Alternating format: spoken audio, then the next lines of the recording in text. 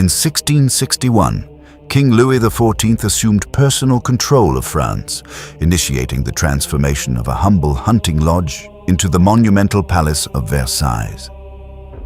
Versailles was designed as a mechanism of absolute political control, forcing the historically rebellious French nobility to reside under the direct surveillance of the monarch.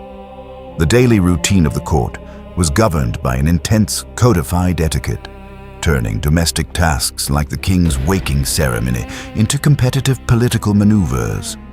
Financed by the mercantilist economic policies of Jean-Baptiste Colbert, the crown poured vast sums into royal manufacturing, naval expansion, and monumental architecture.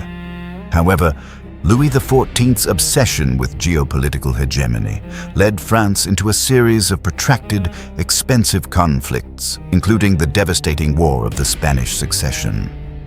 To finance these military campaigns, the state imposed heavy taxes on the peasantry and merchant classes, while the nobility and clergy remained legally exempt from taxation.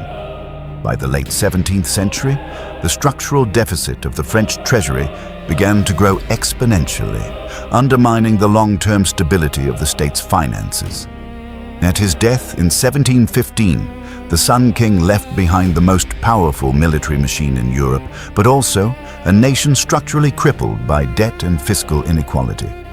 The opulence of the court hid a dangerous structural reality, establishing a precedent of financial mismanagement that his successors would prove unable to rectify. The reign of Louis XIV represented the absolute peak of French monarchical grandeur. Yet it planted the structural seeds of the monarchy's eventual collapse.